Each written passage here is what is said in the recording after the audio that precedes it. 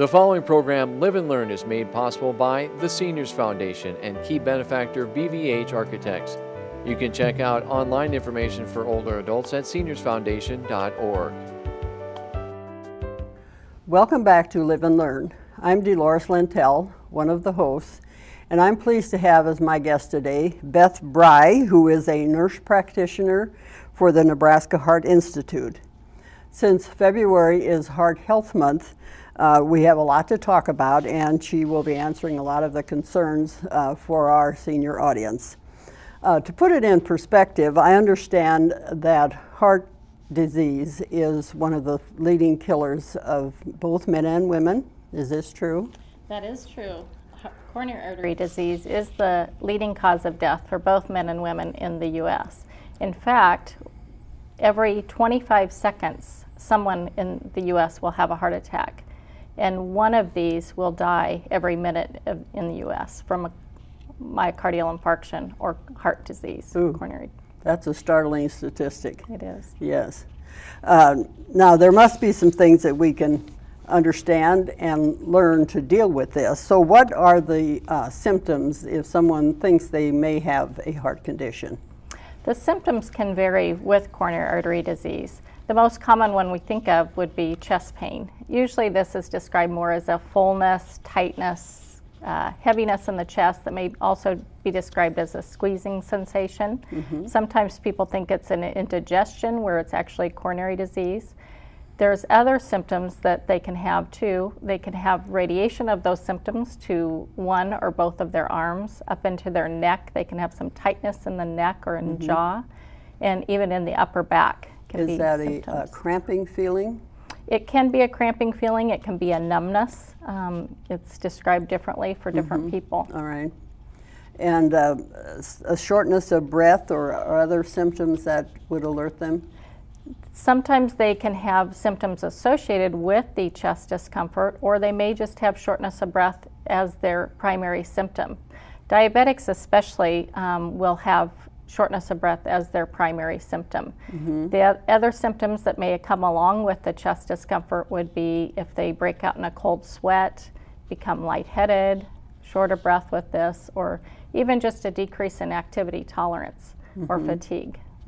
So the first thing they should do if those things are very apparent to them, I would assume would be to call 911 and get attention immediately. That's correct, and they can direct them to. If there's something that they've noticed they've been a little bit more short of breath with walking, or maybe a little bit of tightness lasting more than a couple minutes, they can call their healthcare provider too and have them help them direct them what is the next step. Okay. Now there are some risk factors that perhaps can be managed to allow them to recuperate or to avoid a heart condition. So would you describe some of the things and the, I think you'd call them risk factors, and then we'll get into preventive care a little later. Some of the risk factors for coronary artery disease would include high blood pressure, high cholesterol, diabetes, smoking, or family history of heart disease. And if you want, we can kind of talk about each one individually. Would you please? High blood pressure is very common. In fact, there's 70 million Americans that have high blood pressure. And our goal is for the systolic, or the top number of your blood pressure, to be less than 130. With high blood pressure, you don't necessarily have any symptoms. So that's why it's very important to get your blood pressure checked to at least know what your number is. Now, there are home blood pressure that they can do as well. Is that correct? This is true, and usually those are pretty accurate. The ones that are more for the upper arm are probably more accurate than the cuff, or than the wrist ones. But if you just take that blood pressure cuff into your doctor's office, they can check and see if it correlates with the blood pressures in the office. Okay. Let's talk then a little bit about high cholesterol. And high cholesterol is also important to know your numbers. We like for the total cholesterol to be less than 200. And if you know your numbers, if you do have coronary artery disease, the goal is actually for the LDL or the bad cholesterol to be less than 70. If there's no known coronary artery disease, then less than 100 for that LDL or bad cholesterol. Okay. Now the diabetes also would be a contributing factor, I would think. It is. In fact, it's one of the important risk factors that can lead to coronary artery disease. And again, that's also to know what your fasting blood sugar is. If Okay. your blood sugar is greater than 126 on 2 separate occasions, you'll be diagnosed as diabetic, and then treatment can be accomplished. And our goal for diabetic is to have their hemoglobin A1C, which is another blood value, less than 7. And so it's important to know those numbers. With all of these things, it would assume that they should be working very closely with a primary care physician who would be the first to recognize any of those factors and then be able to deal appropriately with them. That's true, and to just have that annual checkup to get all of their, to know what their numbers are, and then they can have closer follow-up if need be. Okay, all right. The Heart Institute puts out some different programs and diet help that might be useful. Did you want to talk about any of these that are upcoming? Sure. There is one that's the beginning of the month, again with February being Heart Health Month. Dr. Corpus is going to be talking at Wilderness Ridge, as well as they'll have a live cooking demonstration. Oh, that could be helpful. That is on February 4th at 10 a.m. So that would be an interesting presentation, and you'll be able to have a conversation and get some questions answered by Dr. Corpus. Another event that is being put on by the American Heart Association and Nebraska Heart Institute is the Red Dress Dash. And that's actually the day where the Capitol will be lit up red. And Really? And there will be a dash from down here at Red 9 to the Capitol. And they're asking people to wear a red dress, whether it be over their other clothing. So that's Maybe more cold. of just an awareness Correct. date. Yes. Okay. There are lots of websites, though, that you can go to help you learn Okay. about different events and programs that are being offered, as well Okay. as other just educational websites. Yes, I think I noticed one in the paper this morning where there's one at one of the shopping centers that working with Hy-Vee grocery store on diet. And those I think will just be published in the paper, and people just keep their eye out for them. I want to mention too that Aging Partners publishes a magazine called Living Well, and there are some articles in the current issue of that would be very helpful as well. Now, what are some of the treatment options? If someone has been identified with a heart condition or a current heart problem, is there a solution to it, and what can they do to have this remedy? Sure. Well, first, it's important to let that healthcare provider know about any symptoms that you're having, and let them decide if that's something that is, significant and whether it needs further workup. The different tests that they can do to look to see if there's blockages in the coronary arteries would be a stress test, and that can be accomplished either on a treadmill or through medications.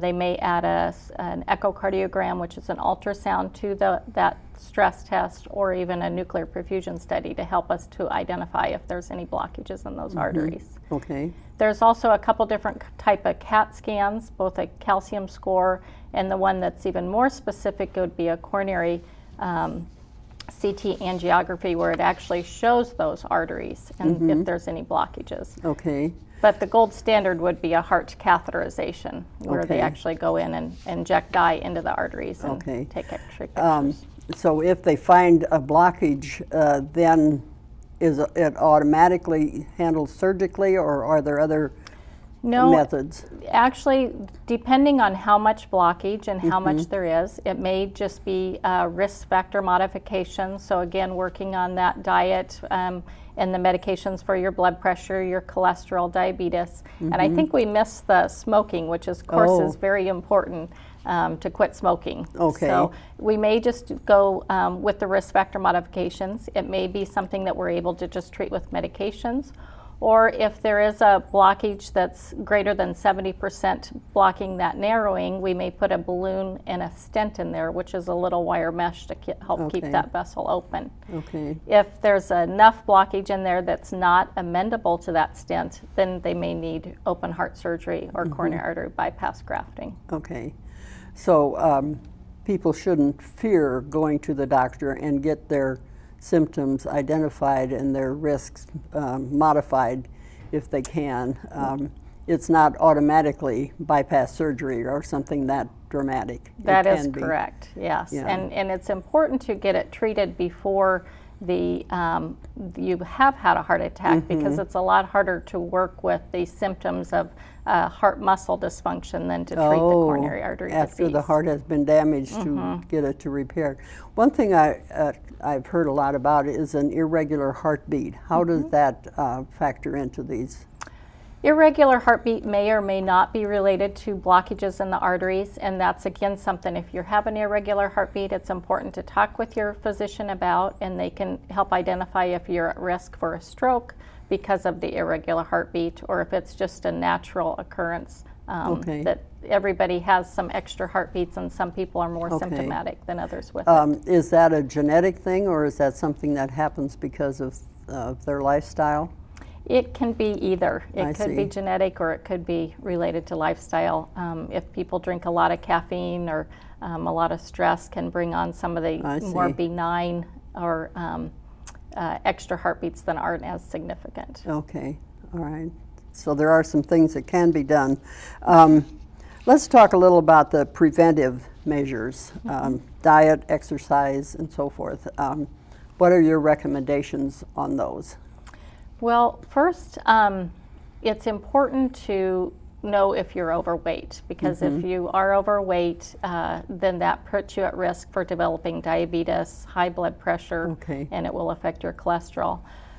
So you may just go evaluate what your body mass index is, and that can be calculated by doing a web search, just body mass index, and if it's greater than 25, you are considered obese. Okay, So then you can work on losing weight. It's important to limit your sodium in your diet, Okay. preferably less than 1,500 milligrams per day. And most Americans get in more like 3,500 milligrams Oh, per day. really? So, yeah. It's hard to, if you eat out at all or any processed foods, they're both very high in sodium often. okay. So you really have to be watchful of what you do there. What about exercise and how that can be helpful?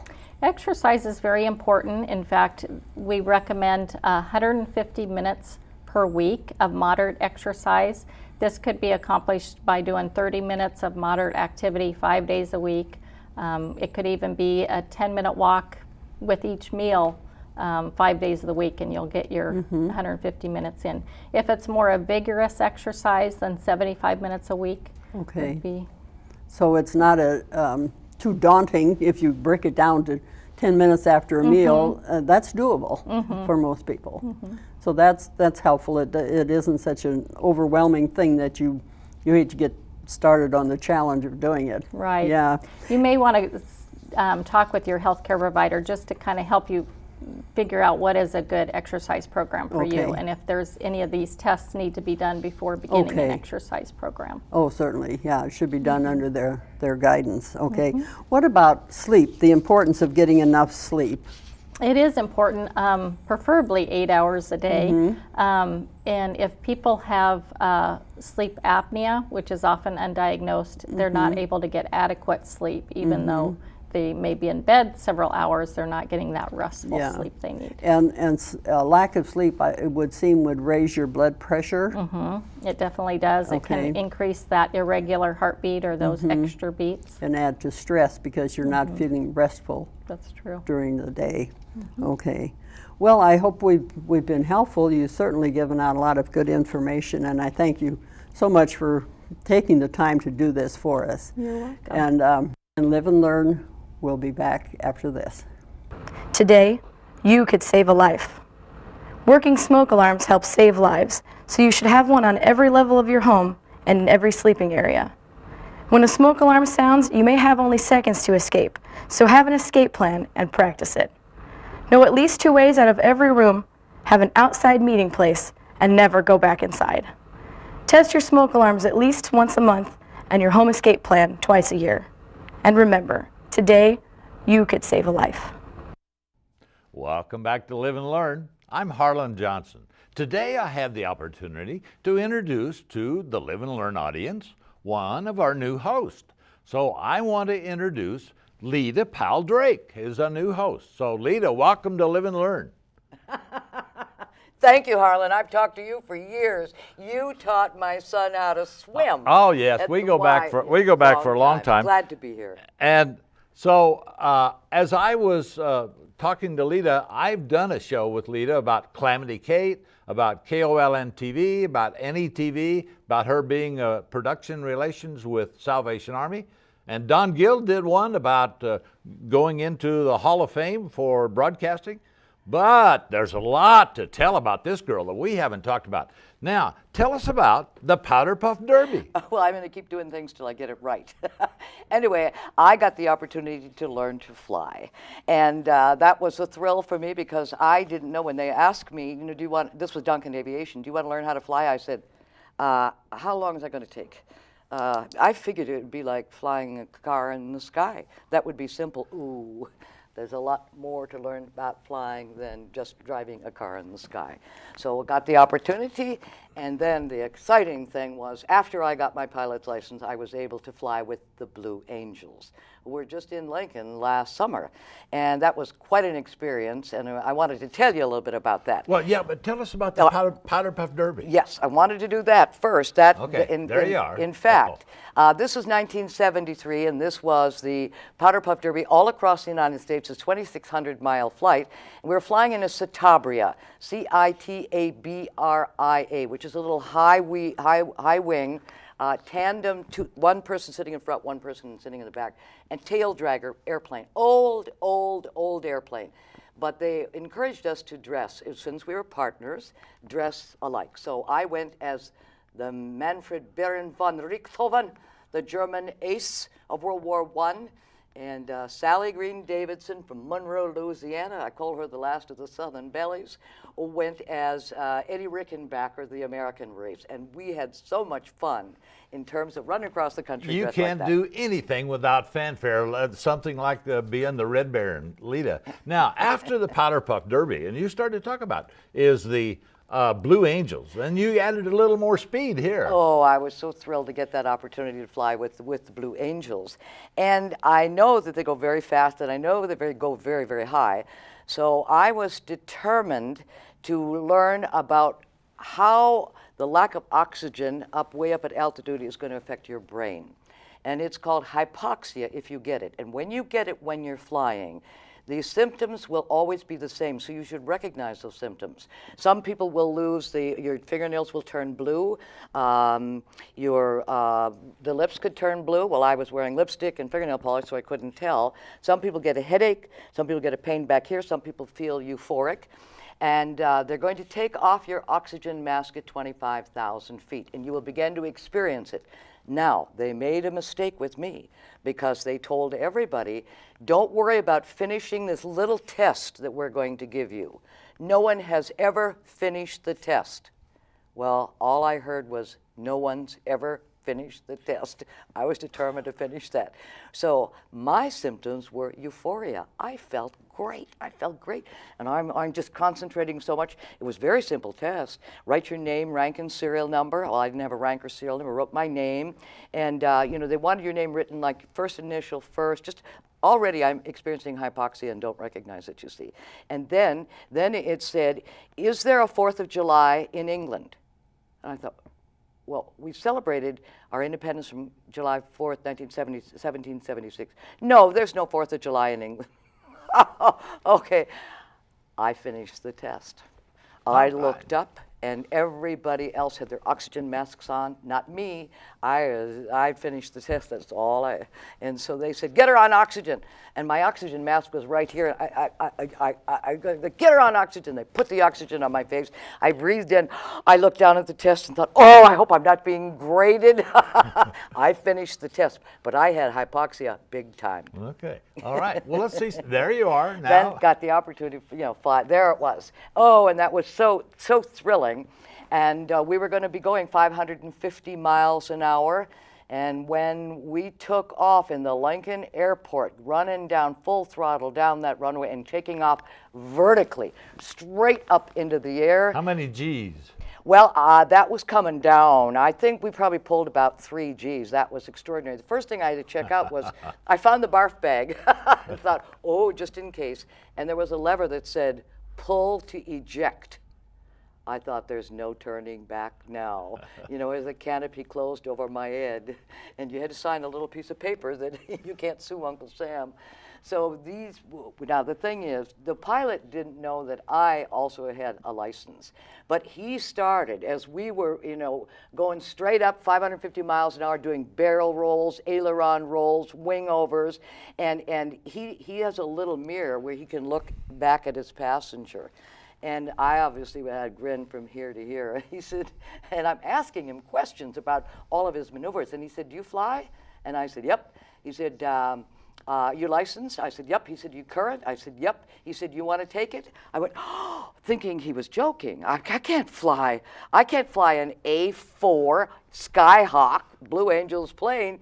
And he said, "It's yours. Grab the stick." And then he said, "You want to do a loop?" And I said, "Let's loop the loop."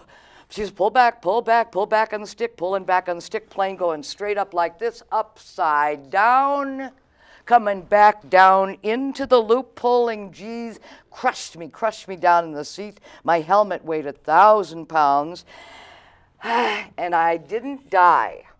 And All that right. was a very Well, good thing. This lady is going to give us a lot of thrills. So the other day in production meeting, she says, "I've already got 5 shows lined up that I want to do." She's already done 3. She's going to keep us going. Boy, I can tell you. And there's going to be a whole lot more with her being involved with Ollie and with the Playhouse and some stuff like that. Well, Lita, welcome to Live and Learn, and thank you for being with us. I am so delighted to be a part of the troupe, and it's good to see you again, Okay. Harlan, and thank you so All right. much. Live and Learn will be back right after this. Hi, this is Ryan with LES's Save Money, Saving Energy. A great way to save money and energy is by installing a high-efficiency heat pump system to heat and cool your home. Typically, heat pump systems can save 20 to 40% annually. It's a small change that can make a lot of change, and it makes Dollar here very happy. See? Visit us at, okay, Dollar, all right. Visit us at les.com or do a search for LES Video Vault on YouTube for even more money and energy saving tips. Thanks for watching. See you next time. You want some more? There you go. That's a good boy. You like the quarters, don't you? Yeah.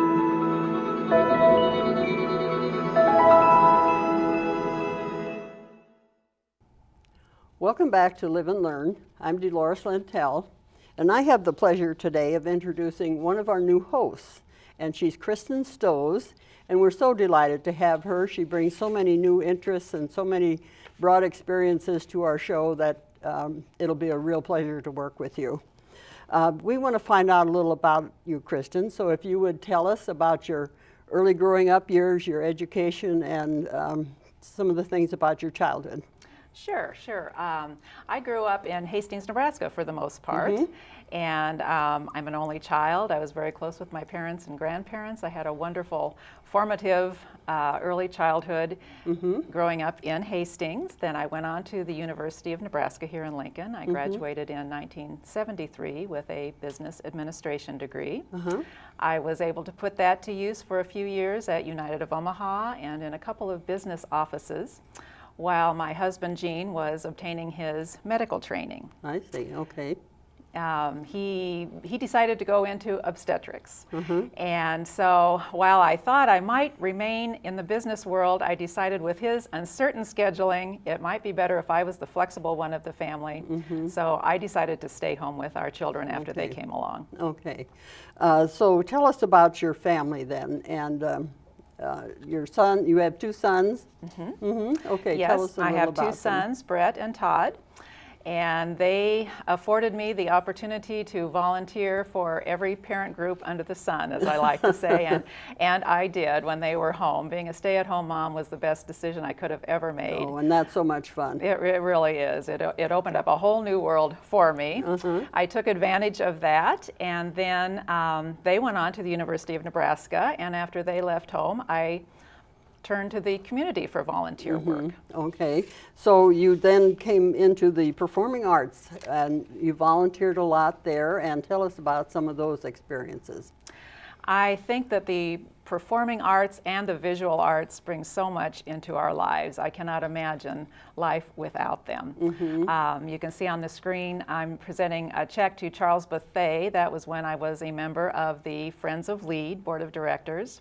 That's a very hard-working 80-member statewide board, and they do such good work. I was very, very honored to be their president and to be able to present that check that night.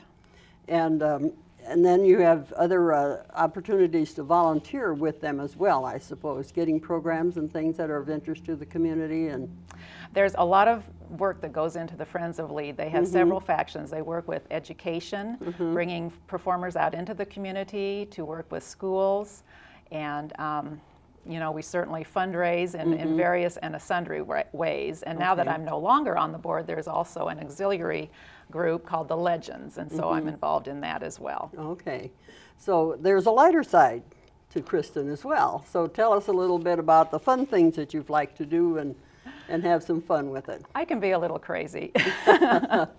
I don't think there's anything wrong with a good-natured joke or surprise, as long as it's good-natured. I've managed to surprise every member of my family now, which I'm very proud of. You will see on the screen the surprise that I was most proud of, however, when my son turned 30 years old. My daughter-in-law, Jill, called me to see if we could attend his surprise birthday party. And I immediately said, "Oh, Jill, I am so sorry. We are not going to be able to come." And I hung up the phone and made our reservations, of course, to go so we could surprise them. So in the interim, I started to think, why wouldn't it be fun to come in costume so they would not know who we were when we walked in? We were very careful to cover ourselves completely, gloves, scarves, everything, so we could not be recognized, and we actually pulled it off for about a minute and a half. And that minute and a half was worth every bit of planning that it took to have it happen. It was fun. Yeah.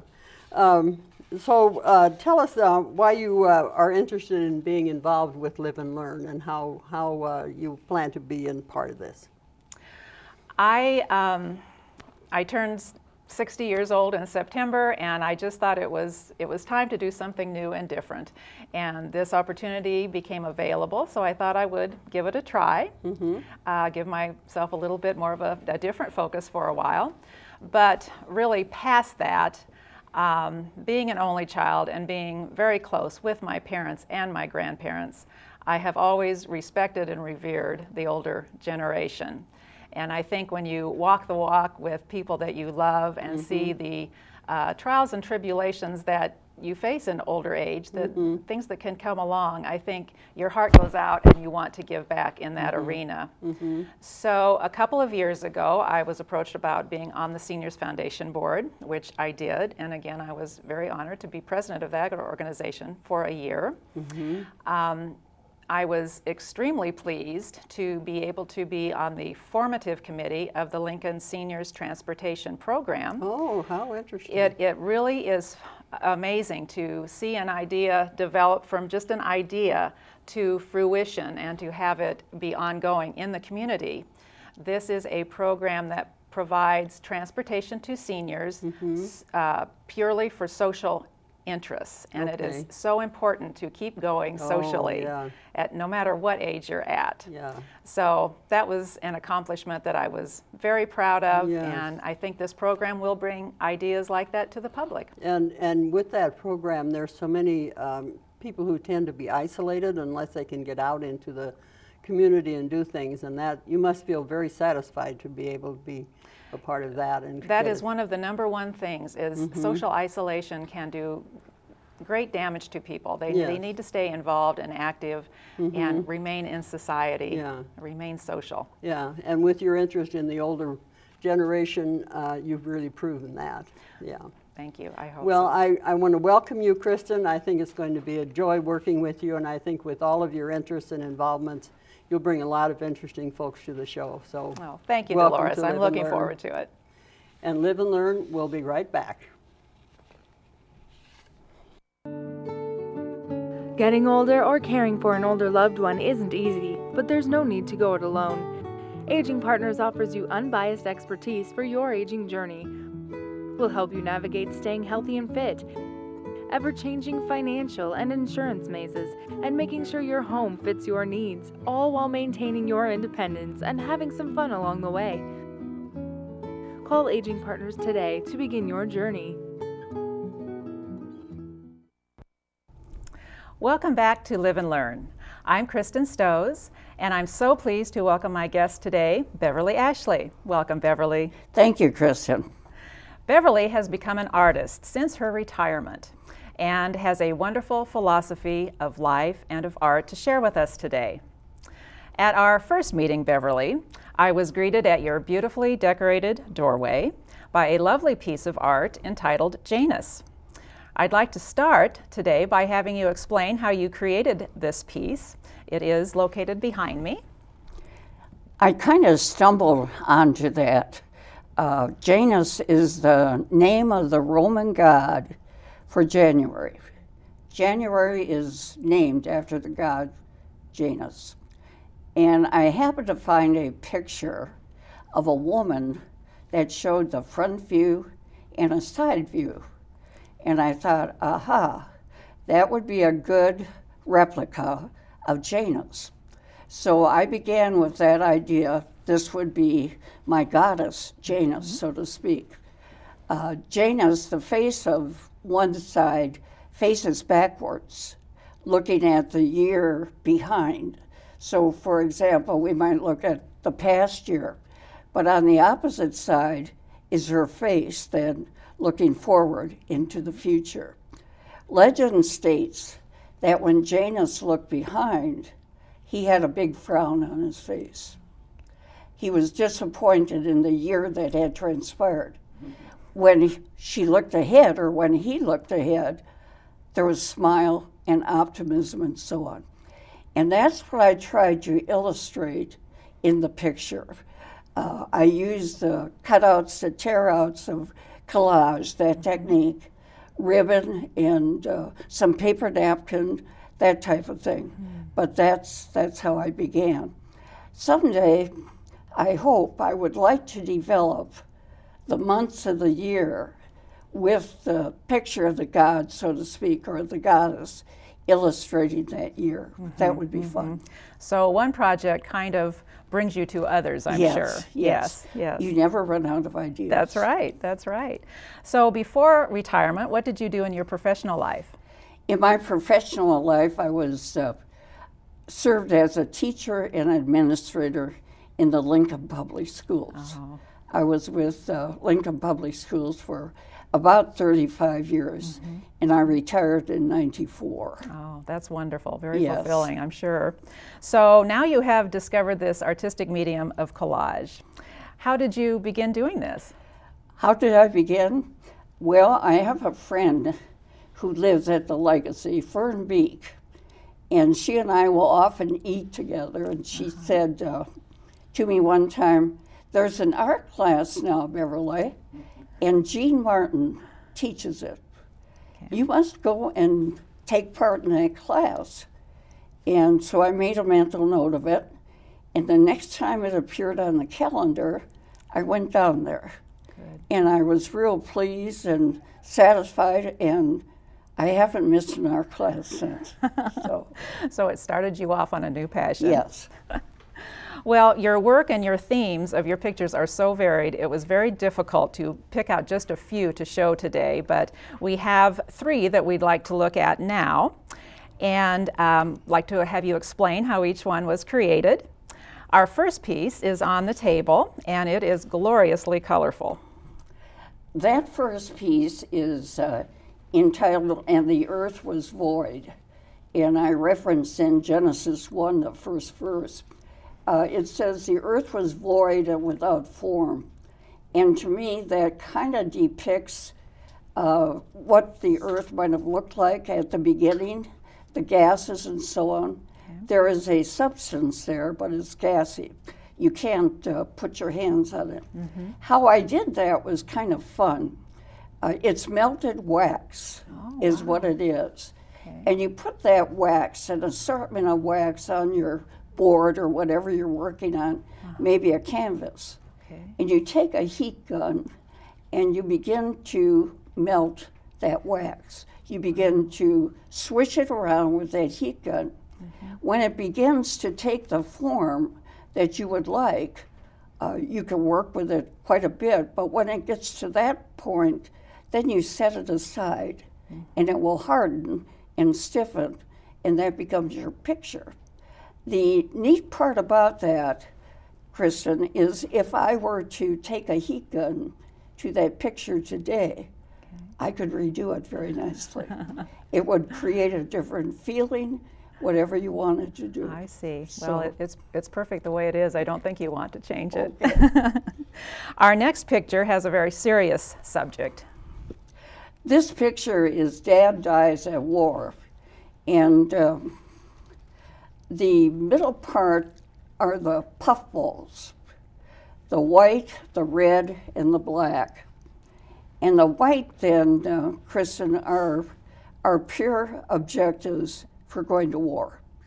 Sometimes our country will go ahead and to protect our freedom and that type of thing, we have to take that measure.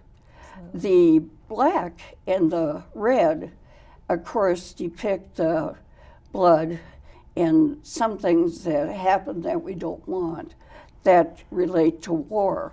All of this comes together, and then there is this burst, this the reaching out and so on. You get into the perimeter of that picture, and then you get the collateral damage, so to speak, of the war. You have your father weeping at the tree. He has lost a son. You have a husband and wife saying goodbye to each other. Mm-hmm. You have burials at Arlington. Mm-hmm. That's the idea of the picture, to show what tragedy can evolve. Mm-hmm. I'm sure our viewers can readily identify with that. Right. That's really well done. And now we go to the very whimsical, and that is located behind you. That was a fun picture to make. My teacher, Jean Martin, had told me, she said, when you tear paper, colored paper, you get a beautiful white edge. Mm-hmm. Beverly, why don't you try putting together something with that white edge? Mm-hmm. So one afternoon then, I tore paper and I got these pretty white edges and I began to lay it out on a board. Okay. As I was gluing them down, I ran out of black paper. And then I thought, okay, put a shade of brown in there to kind of blend it and so on. Well, then eventually you get so much torn paper, you think, well, now what is this shaping up to be? And so I thought, well, that could be a cow. So if it's a cow, I need to put a head on it, and I need to put some legs. And that's how that whole thing evolved. I was using a catalog, a shoe catalog. And in that shoe catalog, of course, were a number of shoes.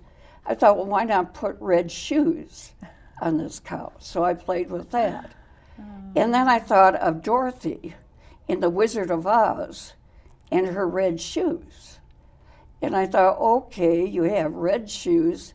Let's make, I had an alumni catalog of UNL. Mm-hmm. And I thought, add some more paraphernalia. Okay. So I put the cap on the head and the big red logo, that type of thing. Mm-hmm. So then I had this picture, and I had to connect it so that there was something that was going on. Sure. So I had this picture of these two cows. I was trying to figure out how to make the ears on the cow.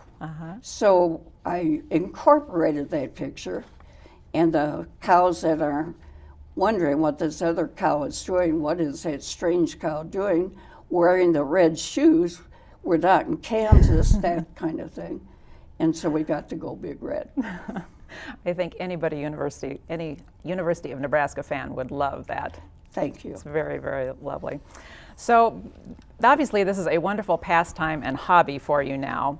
What else does this means of expression bring to your life? It's brought several things. One thing that comes to mind is the freedom that I have when I work with that. I am the one that determines the time of day. I am the one that determines the topic. I am the one that determines the material. And it just kind of flows, kind of thing. Anyone that is my age will have some aches or pains. That's a given. When I am working with this material, I do not have any aches or pains. Isn't that wonderful? I become totally immersed in it.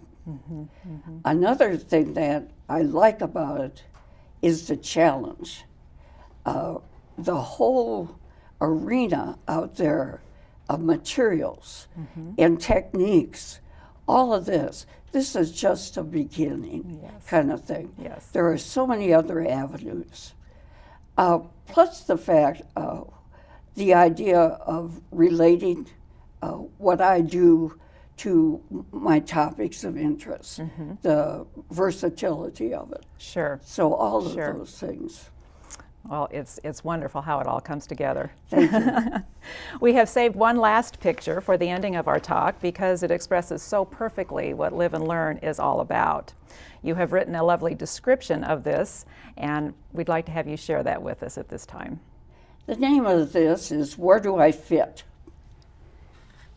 I'm sure the listener has heard the question, is my glass full or is it empty? Or is my life full or is it empty? Where do I fit on those questions of my life? Do I ever leave the known and go to the unknown? Or reach out to the unknown around me? I consider this as I reflect on this picture. Do I live in the very basic zone of life, the very safe zone? Am I as the half tree pictured on the right? Fresh, green, and shiny, its windows holding nothing, and devoid of any short and long-term growth. But still, very functional because of knowing what is necessary to my daily living. Or am I as the half tree pictured on the left? A tree that some may find even common or ugly, but yet lives well in any kind of setting. Its windows filled, sending energy and life to those around it. I consider those questions as I reflect on this picture. That half tree or that person on the left is filled each day with ideas and activities, so filled that some of those ideas and activities spill beyond the lines. Spill beyond the lines to be shared with others in that community. And with that sharing is hearing the thoughts and ideas of others, thereby building more understanding in the community. Flowers grow profusely at the base of that tree. It's a welcoming environment where family, friends, and strangers who will become friends will gather to share those thoughts and ideas. I can be that half tree on the left and help build that understanding. And so I ask, where do I fit? And where do I want to fit in that continuum? That was lovely. I think that last question is one we continue to ask ourselves at every stage of life, but it's even more important after we retire. Is that not true? This passion has certainly taken over your life, and I understand that you have created 40 framed pieces in just 1 year and a half. Yes. And that you are going to have your own personal show. Could you please tell us about that? The show will be at the Legacy on Van Dorn. It is scheduled for February 23rd. There will be a reception at 7 o'clock. Following that, the exhibit will be in place until March 14th. So Wonderful. it will be in the grand dining room. So the public is welcome to come and view it Yes. after the 23rd of February. Yes, that would be very nice. We would be happy to see people there and enjoying it. That is wonderful, Beverly. When you were approached to appear on Live and Learn, I understand you had to give it just a little bit of thought. And why did you decide to go ahead and appear on Live and Learn today? When I was asked to appear here, they thought that by my appearance, I might encourage others to look beyond, to kind of go into the unknown, to wear a different hat. I had never done any type of art before, but Jean Martin kind of stirred me up in that. And really, it has become a passion. And I am looking forward to the time that I can get back to it and to try some of my ideas. So has your retirement been what you envisioned? Or if someone had told you 15 or 20 years ago, this is what you would be doing in retirement, what would you have said? I wouldn't have thought of it at all. I wouldn't have thought. At the time, I was involved with working with teachers and working administratively, and that's the kind of thing. No, I would not have envisioned. So this is something that has been new and refreshing for Yes, you, and yes. it's definitely a beginning. Yes, very much so. Well, Beverly, you have certainly inspired me, and I know that you have inspired many audience members today. I thank you for being with me. Thank you very much, Chris. And as Beverly has certainly shown us today, it is never too late to live and learn. We will be right back. Today, you could save a life. We know that when emergency vehicles are approaching, it can be alarming, and remembering what to do may escape you. Whenever you see and hear lights and sirens of an emergency vehicle, move to the right of the road and stop. Wait for all emergency vehicles to pass. It may be one of your family or friends we're going to assist. Please help us to arrive quickly and safely, and remember, today, you could save a life. Welcome back to Live and Learn. I'm Lita Powell Drake, and I am very happy to be talking about aviation today with Diane Bartles of Lincoln, Nebraska, and she is a retired school teacher in the Lincoln Public Schools for 27 years. She's also a member of the 99s. We're going to talk about all these things, and going up to the Santee Sioux Reservation and teaching the kids to fly, involved with Starbase, and an author. The author of this book on a very special woman from Ord, Nebraska, Evelyn Sharp. And Sharpie is her name. Diane, what brought you to her? How did you find out about this woman that none of us had heard anything at all about? Well, I was a member of the 99s and What are the 99s? It's an international organization of licensed women pilots.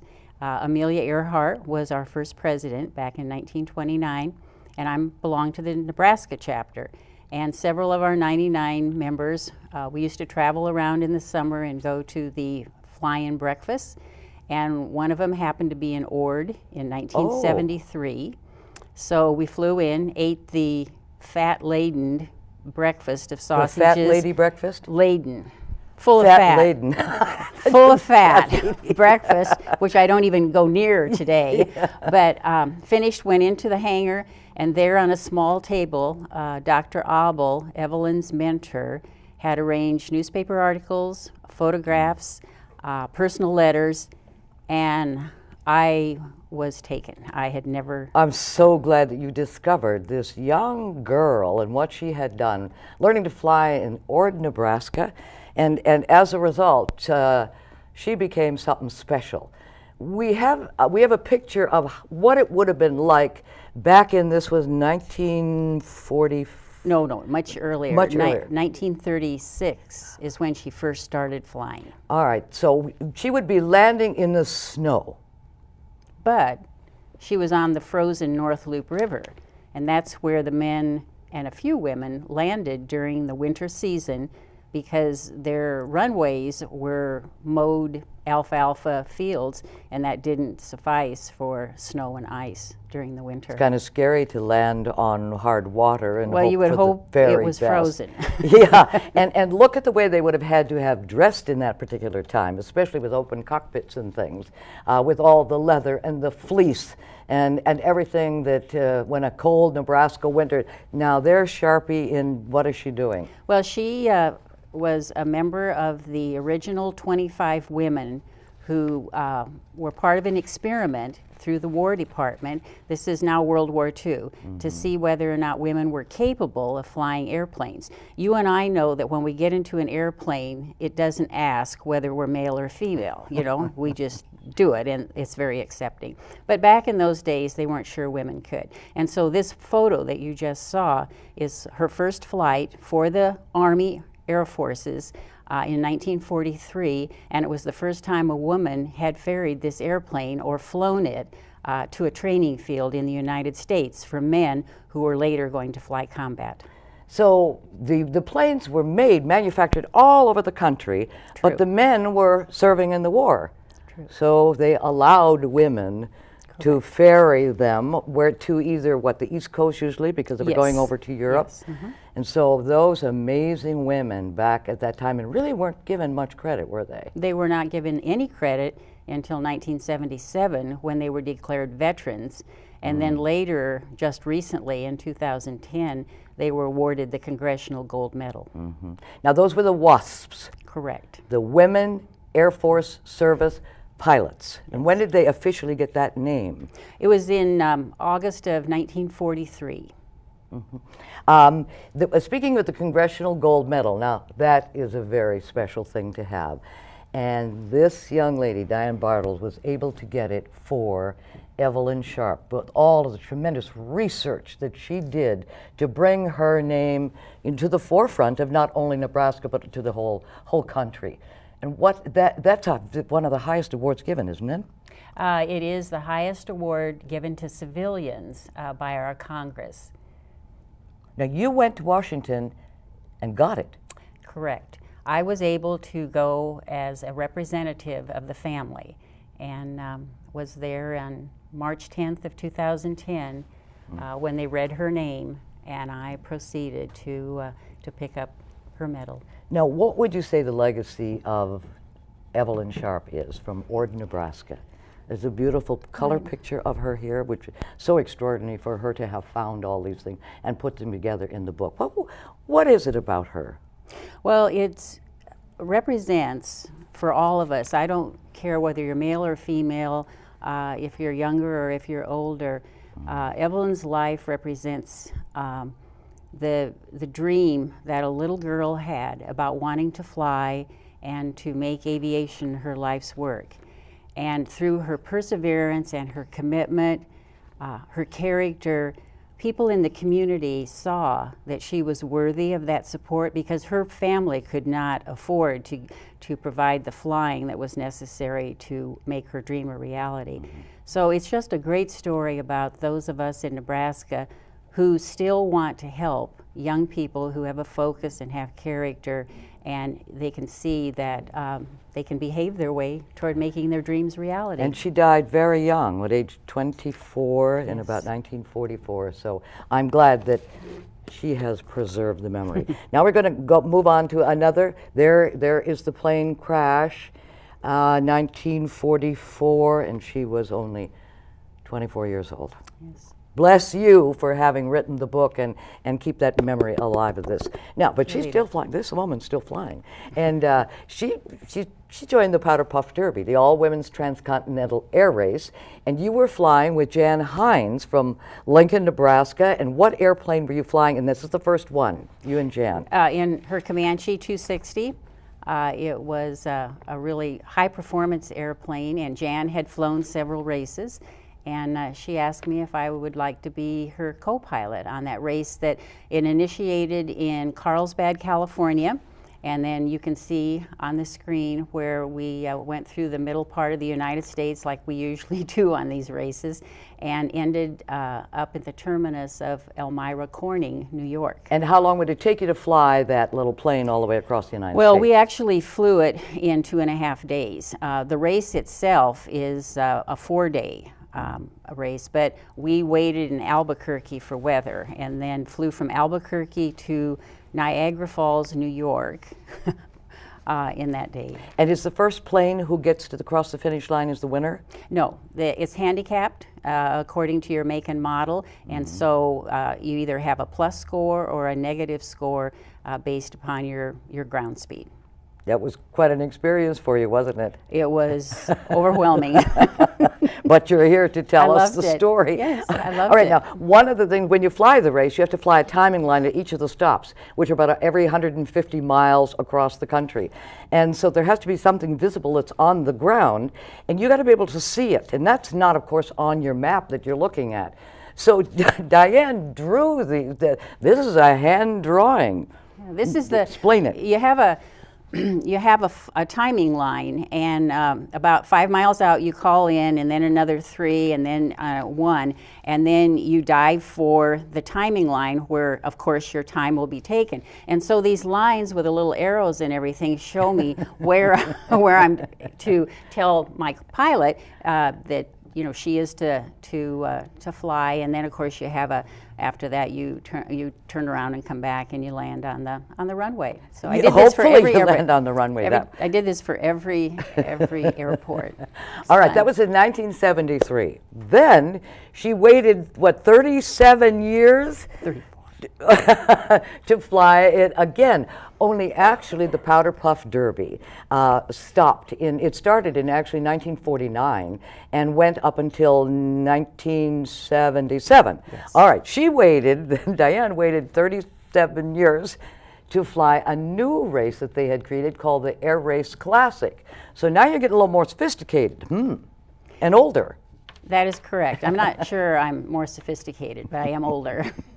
Yeah, and this is a photo of Elisa Tyson, who was my co-pilot from Holdridge, Nebraska, by my airplane. I actually bought an airplane the year of the centennial of flight in 2003. It's a Cherokee 180, Piper Cherokee, and it's a great airplane. We were doing really, really well with respect to the handicap score until we ran into weather. That is one of the major problems in flying, because you don't fool with Mother Nature.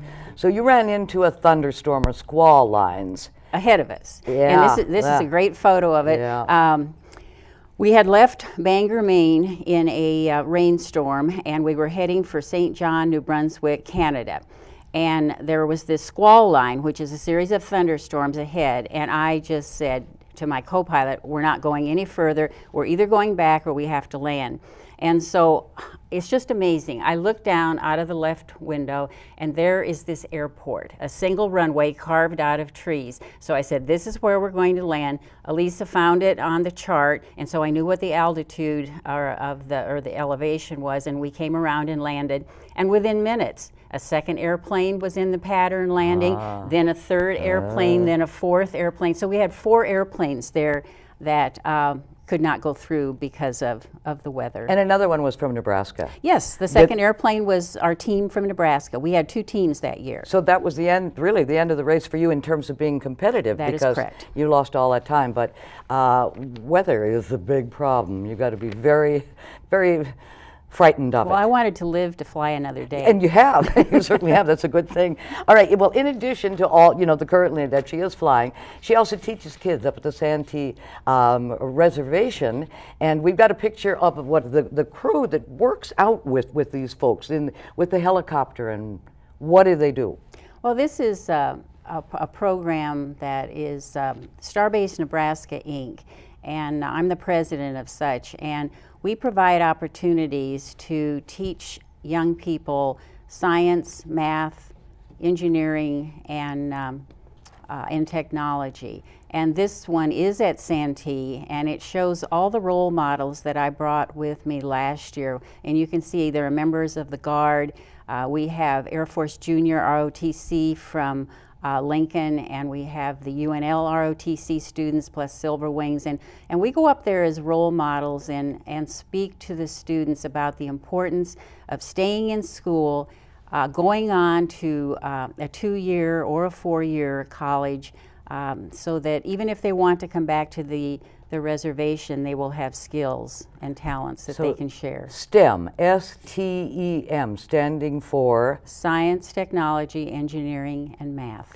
And the kids have fun while they're doing it. Yes. So making paper airplanes and... Right, and putting together little tangrams to make a rocket, and just other little activities that are related to STEM. But the value of it is to be with these role models who have made choices in their lives to reach a vision that they had for their dreams of how they want to contribute to society. So that's why we go.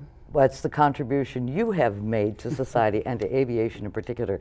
Thank you. And she's not 20 years old anymore. And the fact that she is still up there, she's flying still in her Comanche 180 and still very much involved and committed to aviation.